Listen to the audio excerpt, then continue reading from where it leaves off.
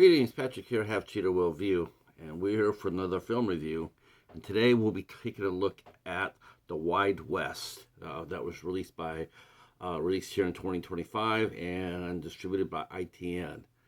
It is a Western film, and it stars Alexander Nevsky, Joe Cornet, Sean Murray, Tatiana Neva, Carrie Goodwin, Nick Bally, Madeline Allen, and Hiroki Sumi, Takakashi Inchiro, and Rami El Ghazar.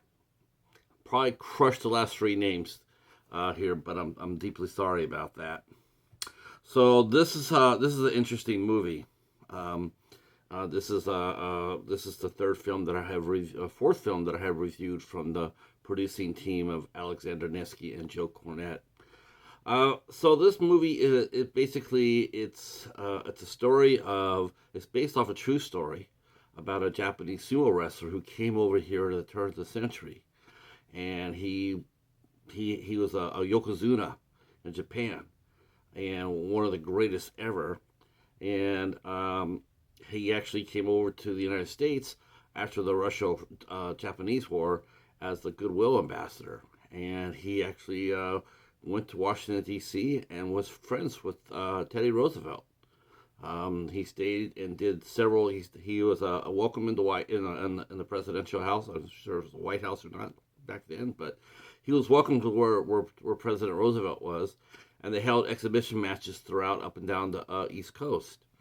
And like I said, he was considered a friend of Teddy Roosevelt.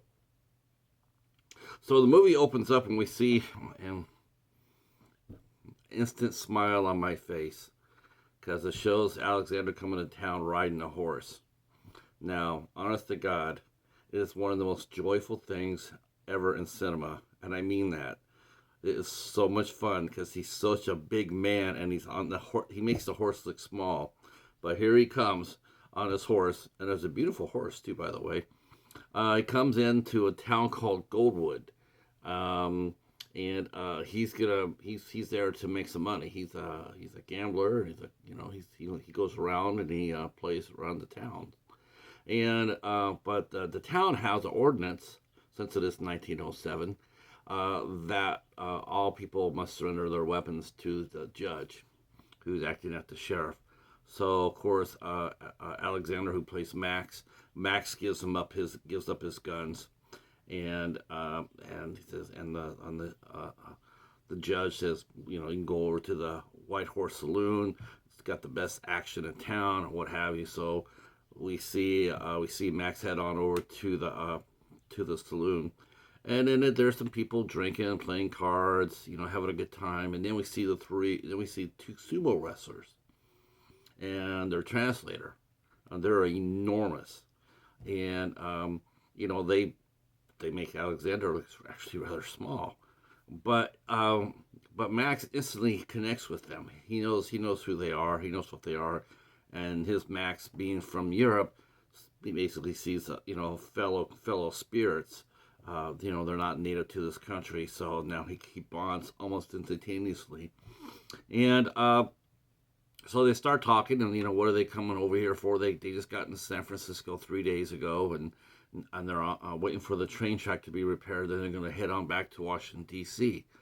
So while that's happening, while they're getting to know each other inside the saloon, suddenly some knuckleheads decide to start some static, and when the sheriff comes from and tells them that they need to surrender their guns, and of course that causes a gunfight where all three of the bad guys are stopped. But one of them happens to be the younger brother of the orneriest outlaw in the area, Jarrett Kingery. He's definitely a dastardly villain, and he's played by Joe Cornet. Joe's a great good guy, but holy crow, he brings the heat as the villain. I was wondering how that was going to go out, but he brought some heat. I enjoyed it. But unfortunately, his little brother got killed, so he's not too happy. And so him and his gang are going to come over for a little revenge. In the meantime, because one of the uh, one of the wrestlers, the, the sumo wrestlers, unfortunately, because they had killed one of the guys, the sheriff or the judge put him in the jail for his own safekeeping. But then he relents because he's like, he's pretty much by himself here, and now here comes the King Green gang, so he's completely outnumbered. And so he approaches Max and tells Max what's going on and says, "Can you help us?" And Max is like, "Yeah, I'm not into that. I'm all about making some coin. I'm all about playing cards. But if you want to pay me, if you want to pay for my services," and that was a little bit of a surprise. And of course, the judge is like, "Okay, I'll give you $300 if you help me defend the town." And Max is going, "It can be a little bit more than that. Try $500." So that's what happens. He is paid $500 to help defend the town. He also asked the sumo wrestlers and their translator to help too. And initially, they're sort of like, "Yeah, we're not gunfighters. We're just wrestlers." Um, but they too also jump in to help defend the town. Kingery comes in there and he quarters the judge and he says, "You got 3 days to bring me every red penny in this town, or else we're going to come in here and wipe it out. We're going to wipe out the entire town. We're going to kill everybody in it, and then we're going to burn the town to the ground." So, unfortunately for the good guys, they don't know that they have someone who's not a pure heart in their midst. Tatiana Neva plays Sybil, and okay, so we're going to talk about this. Uh, Good Lord. Uh, the costume that she wears in the wardrobe she wears in this movie, it's stunning. Absolutely stunning. It's it's almost in the wrong movie. It really is. The clothes that she wears, and she wears them well. But the costumes, the dresses, and everything, drop dead gorgeous. Really, and she plays an independent woman who owns her own business. I thought that was a really cool part of the story. Um, and so her and Max, they connect, and they have, there's definitely, you could definitely feel the attraction between those two. Uh, and so they head off to the last fight. They're gonna have to defend the town against Jarrett Kingery and his crew, and here they come. Uh, Danny is really was actually kind of ending I really wanted to see. I really did. I won't say any more other than I love the ending so much. I was so happy about that. Uh, so this movie, it flies by at an hour and 20 minutes. Um, but to be honest, there are some problems with the movie. Whereas the first two Rio Bravo movies that I've watched have been really strong from top to finish. This one here felt really lean, like too lean, like not enough coin green. It was a good story idea, but everything seems to be stretched thin. Um, a lot of slow motion, a lot of slow motion, which filmmakers use to pad. They use that to stretch out a film. This film's an hour and 20 minutes long. It's the same. It's the same length as the Rio Bravo films, but it felt a little bit longer. It felt a little bit longer with all the slow motion going, um, and that's a shame. And the other thing that really was painfully obvious was how completely small the cast was in relation to the town. You're coming inside of a decent town. You got to have more than just 10 people, as your town. I mean, there's no kids, there's no extras, no nothing. There was just a very small group of people, and it's like, it just felt like, it just felt like there just wasn't anybody there in the town. Um, so that sort of hurt it too. And the pacing was not that was slow too. They spent way too much time in the saloon. They needed to get the action going outside. Alexander is great when he's in action.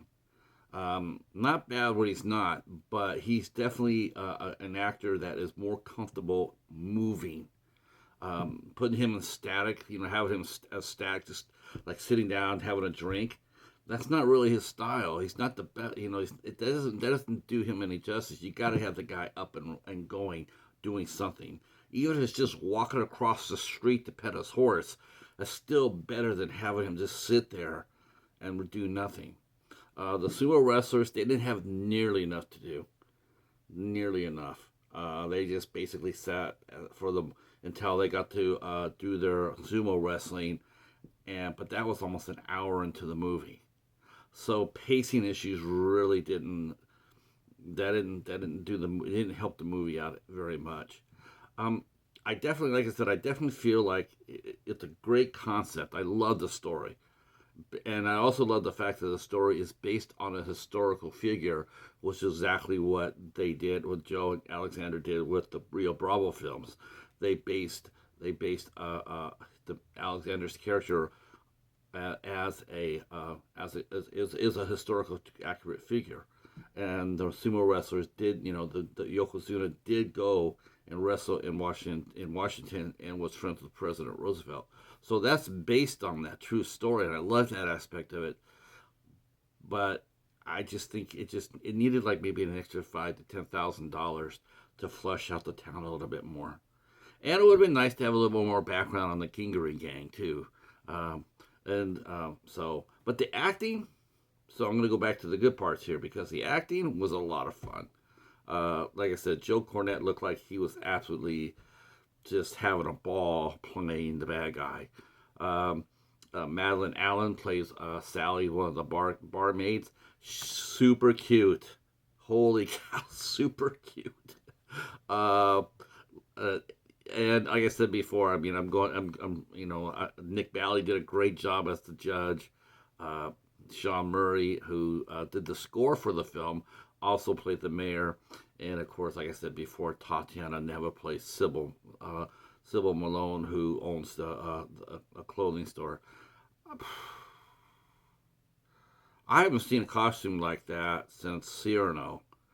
A couple years ago. The costumes were just absolutely stunning, and whoever supplied them, or wherever they came from, whoever made them, hats off to you, because they were gorgeous. Uh, all right. I would give this movie a good solid 6.5 or 7. Definitely. And of course, now the boys are actually in pre-production for the third Rio Bravo film, which I think is going to be another big movie. It's going to be some heavy hitters in that, from what I was whispered to. Hopefully that comes to fruition, because I can't wait to go back to Rio Bravo. I miss it. Those are two really fun movies, and I highly recommend them. And they're on ITN. You can watch the Wide West exclusively on Zumo. I think it's going to be there for the first month of its streaming release, and that's a service of NBC Universal. It's free. It's like a Tubi. And that's one thing I have to sit there and say about Zumo is this, man, put your commercials in when it's appropriate. You put commercials in the middle of a key action scene, it really doesn't do the movie or the filmmaker any good when you do that. So maybe get an editor and go through the movie, and then space your commercials out a little bit better, as to not disrupt the movie. That would be helpful. Thanks.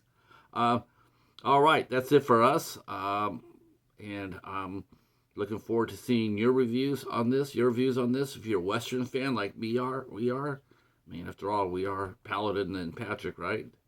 So if you're a Western movie fan like I am, I think you'll like this. I think you'll dig it. All right, that's it for us. Thanks so much, and we'll talk to you soon. Peace.